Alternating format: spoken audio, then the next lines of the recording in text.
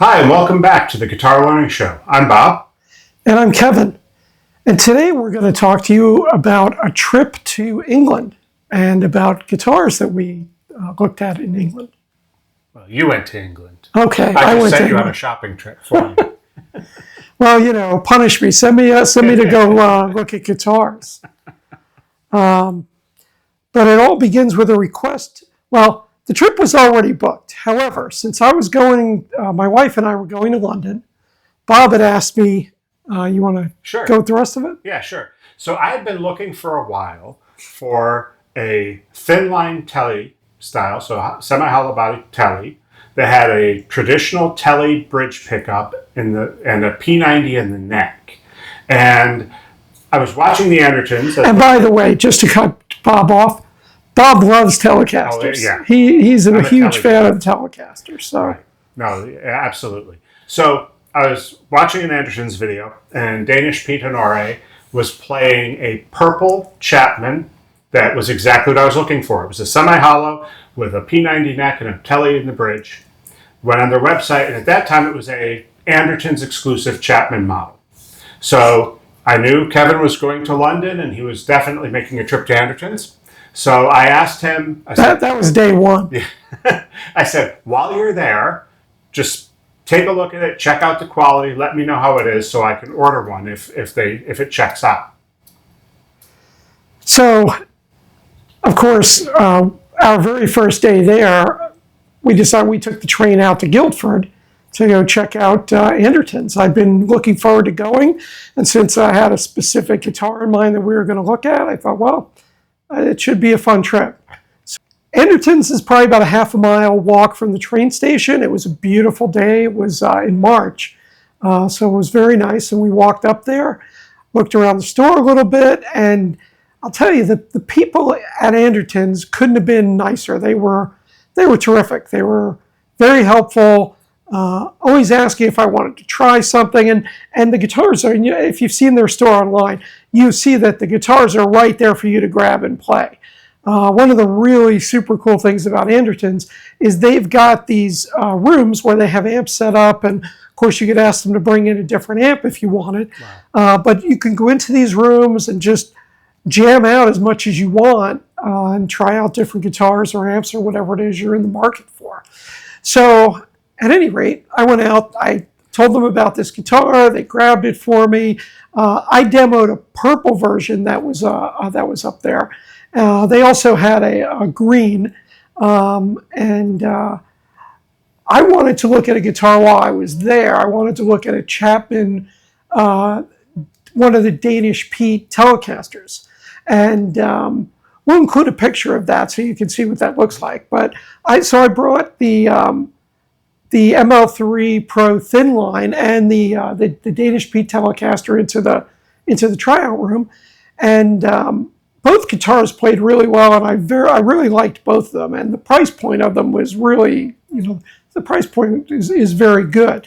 The guitars that Bob had asked me to go and demo, that was on sale from I think it's normally around £900, and it was like somewhere around 600.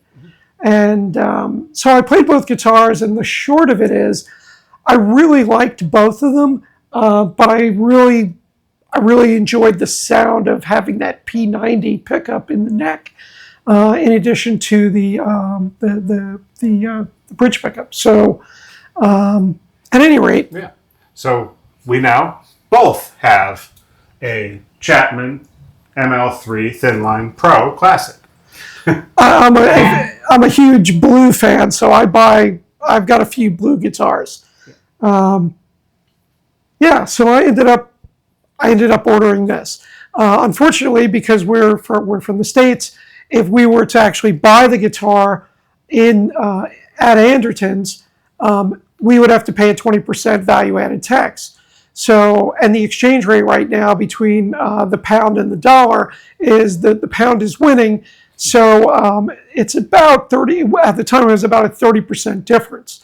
So we definitely wanted that 20% value add to come off, because then another 30% was going back on because of the exchange rate. Yep. So we both ended up, we ordered them online, and had them shipped to our homes. And actually, by the time I got home from my trip, my guitar was already at my house, which is awesome. Yep. So one of the things I was curious about, because the young man that helped me at Anderton's, he was great. I mean, I was going to feel bad ordering it online if he lost out on like commissions or something like that, because I know a lot of the guitar stores here in the United States, a lot of these guys get paid commission on what they sell. So I asked him about that, and he says, no, he says, we get paid a salary here, we get paid a good salary, and I mean, I felt great about that. So and I think that's a good way to pay your people. So all the people in the store, they work together in order to help the clients out. Yep. Yep. So and Anderton certainly, it pays off for them, certainly. So yeah, they're doing very well. Yep. Yep. So just to give you an idea of the specs of this guitar, Sure. good time to go over that? Yeah, let's go over the specs. Go over the specs. So officially it is called at the moment, although Bob says they're changing the way they name the guitars, or they've changed it. Yeah, as I understand with the new models, they have actual names now. The ML1, ML2, ML3 naming is gone. These are still listed on the Anderton's website for as the ML3, and they are still. Yeah, it's the ML3 Pro Thin Line Classic. They still have some. They're still on sale for £699, and if you order them from the United States, they take the VAT off, which is about a 20% reduction. Plus shipping, $105 to ship to the States, which they have a deal with DHL. Yeah, and this thing was at my door in 2 days. Yeah, that's amazing. I can order things from here in Florida, and it can take longer than it took for Anderton's to get a guitar in a box, and over to the U.S. Okay, so full specifications of this guitar. It comes in finishes are black metallic, the blue metallic, red metallic, purple metallic, and for some strange reason, Bob, they're not listing your green metallic. Maybe I bought the last one. Maybe you did. So the body is a maple carved top, and of course you can see the F holes, and it has a nice gloss finish. The back is mahogany, and it's also gloss finish. The headstock is the straight heritage headstock. The tuners are hip shot, grip lock, open, and it's 18-to-1 gearing. The string nut is a 42 millimeter Graphtec Tusk XL. The neck is maple with a satin vintage stain. Yep, now, I really like that. It's a great feeling neck. I mean, it's probably one of the reasons I have a few Epiphones, and I've had a few Gibsons, and I've just never fallen in love with the ones I've had. They've had more of that painted, lacquered neck back, and they can get sticky, that's for sure. This one doesn't do. This one's not like that at all. This is a very smooth, very satin neck. The edges of the fretboard are beautifully rolled. The fretwork was great. There's no sharp frets or anything. It's really, the quality is just fantastic. It is a C-shaped neck.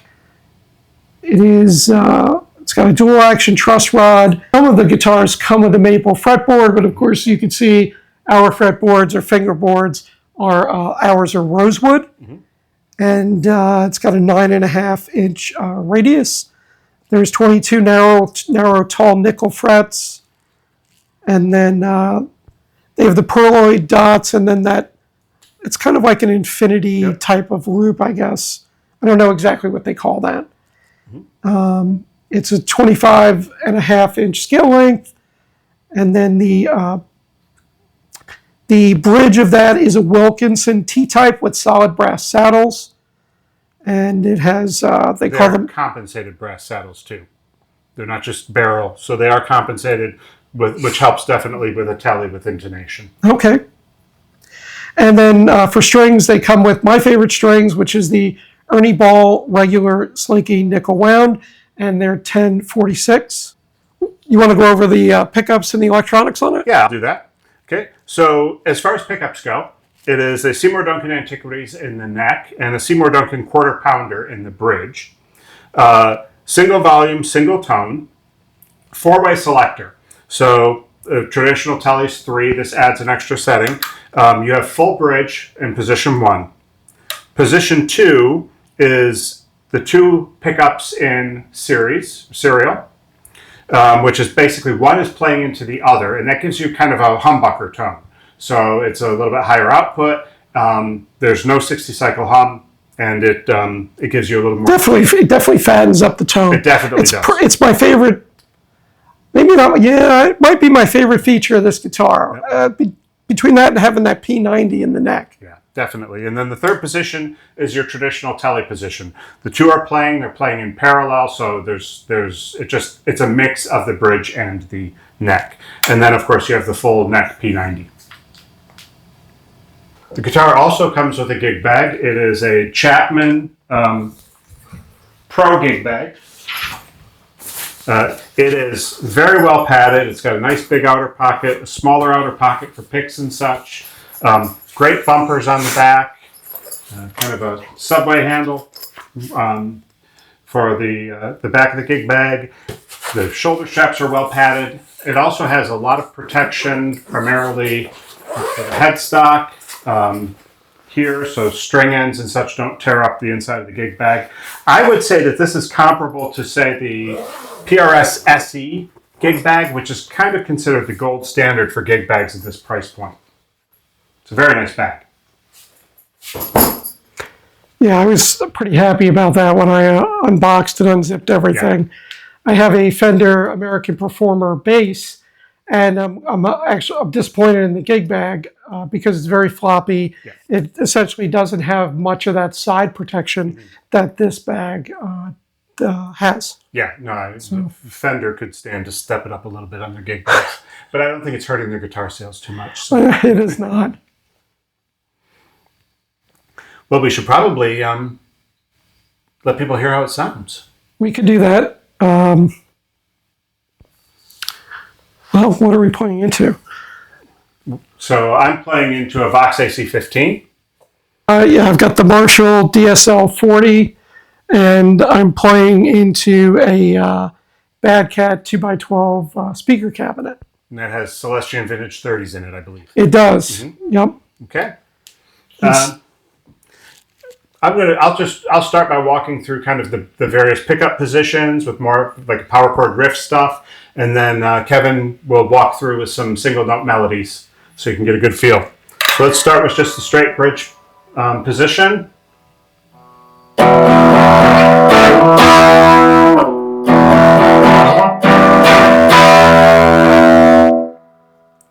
And now we'll go into position 2, which is kind of that humbucker style position, and you'll definitely hear it.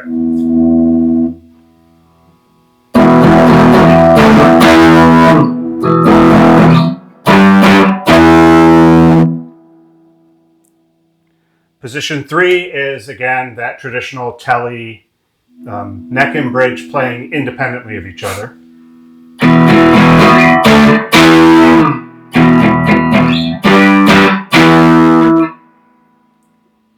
And then position 4 is just the pickup the neck P90 there.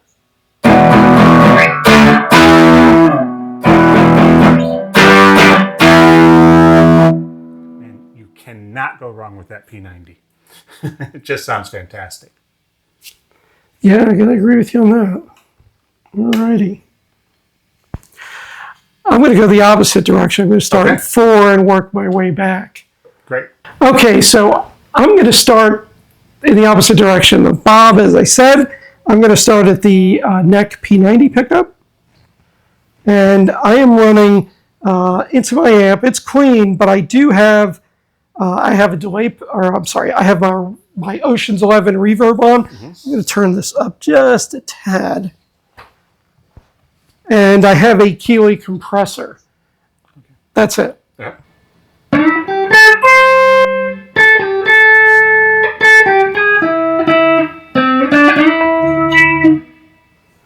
And then position 3, which will be the it'll be the bridge and neck in parallel.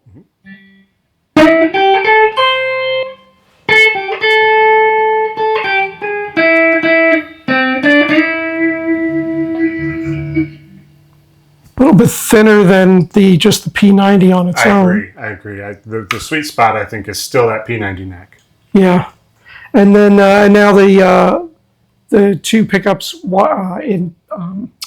in series, which is the number 2 position, kind of humbucker-ish.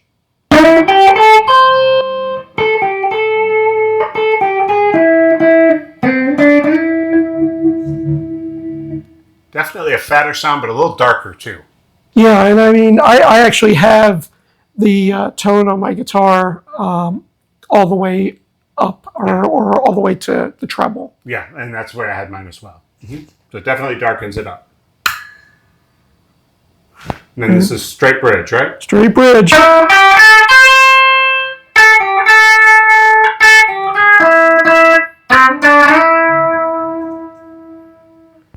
It's not bad. I mean, when I first got this guitar and I was playing it, especially on clean, that bridge pickup is a little bit thinner than what I would expect. Yeah, I had the same impression. It was. I know that the quarter pounder is just a beloved tele pickup, and this is the first guitar I've had that has it in it. Same here. My reaction was the same. It feels a little thinner. I'm used to a tele bridge that has a bit more punch, but I think it really does. It does fatten up, and if you put a little bit of dirt on it, it does definitely fatten up quite a bit. So I'm going to put just a little. Yeah. So this is the Thorpe FX. It is. That's the Dane. The Dane. Mm-hmm.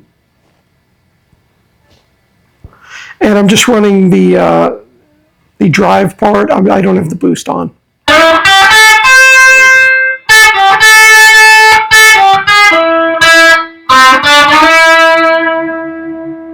There you go. Yeah. So that I mean, if you want a little bit of dirt, you kind of have to turn some up. And of course, I could have done that with the amp itself. And, sure.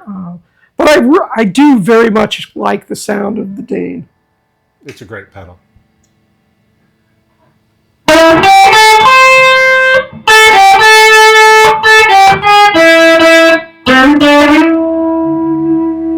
that was on the number 2 position, the humbucker. Okay. Yeah. Yep. So. Yeah.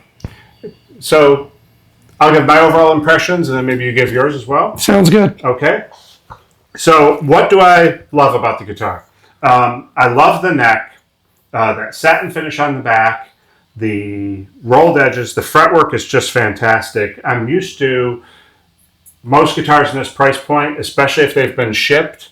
You wind up with some kind of sharp fret ends that have to be filed back a little bit. Nothing like that on this guitar. The setup was actually great right from the box. The open gear locking tuners are just cool. I just like them. I mean, they work great as locking tuners, but that open gear look is cool. The finish, I love green guitars, and this metallic green is just killer. My only downside to the guitar that I felt is really that bridge pickup. I think it's a little thinner than I would normally like. I have another Tele. It's got the set of Monty's guitar DP51s, and you can play in the neck, and you go to the bridge, and there's just a lot of push to it right away, and I like that. Maybe. I've not touched this from a setup perspective because we were doing this review. I might mess with the pickup height a little bit, see if I can get it to growl a little more. But I think it's a fantastic guitar, especially at the price. What are your thoughts? Well, you've said a lot of the things that, and it's hard not to, but a lot of the things that I really like about the guitar. And just to go over a couple of items that might be different. Definitely the look of the guitar, which you talked about, and just this gloss sparkle paint job, but also this bonding on the edge. I do really love guitars that have that. I'm a big fan of rosewood fretboards, and I've got guitars with maple fretboards, and I love those too. Probably my favorite guitar is a Strat with a maple fretboard, but I really do love this, and the satin neck is amazing. I love the strings through the body. I think that is that helps a lot with just the overall sound, the intonation, the sustain of the guitar. So that is something I really love. And one of the biggest, I don't know, when I first sat down and played it, one of the biggest things for me was that number 2 position, having these 2 pickups in series. I like being able to really fatten up that sound at times. Oh yeah. And I've gotten to where, even though that this quarter pounder in the bridge might be a little bit thin, you know, it could be overcome pretty easily, and not even overcome. I would say that adding some dirt to it with either I use the Dane pedal today.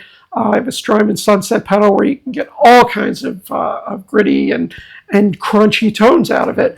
I think it really does. This guitar does a nice job with those pedals. Absolutely, and even adding just some boost definitely helps fatten up the sound. And just little simple things like the string catcher here. It's a round string catcher, which in my opinion it's a higher quality than the type that just kind of are a bar that's kind of folding over. Right, because you can get more friction, right? And the key to keeping a guitar in tune is eliminating the friction. So this does a great job. We've got the compensated saddles. We've got the Tusk XL Graphtec nut, which is a self-lubricating nut, which is wonderful. And then this roller string tree, it really does help keep this guitar in tune. Now, I tend, especially when we're jamming, I tend to hit hard, and I have a real tendency to knock my guitars out of tune, and I don't have that problem with this one. No, it stays in tune very well. Yeah. And it looks like a hot rod. I mean, you can't really see it. I'm sure you can't see it on camera, but if we throw some close-ups in, the metallic flake on this is incredible, and the paint quality is just fantastic. There is no flecks. There's no uneven spots. I don't have any paint bleeding up into the binding. It's just, it's my first Chapman, and I'm really impressed with the overall quality. Yeah, my first Chapman also. And one other thing is I do like the belly cut on the back. Yeah. And I actually shy away from guitars. I have a few that don't have it. However, I really do like the belly cut on the back of a guitar. Mm-hmm. It's a very comfortable. It makes it more comfortable. Yeah. Very comfortable guitar to play. Yep. So Oh, I think that's that's all I've got on it. So obviously you can tell we're both very happy with the guitar, the Chapman ML3 Pro thin line. We've been playing these now for about 4 months. Yeah, definitely, and going to keep playing it. Absolutely. Thanks for watching today. Please like and subscribe and hit that bell so you know when we get a new video. We appreciate your time, and definitely comment and let us know what you liked, what you didn't like, and what you'd like to see in future videos. We appreciate you watching. Hope you found this review of this guitar interesting. We definitely enjoy the guitar. If you've considered buying one, we certainly would recommend it to you. So thank you very much, and we will see you in the next video.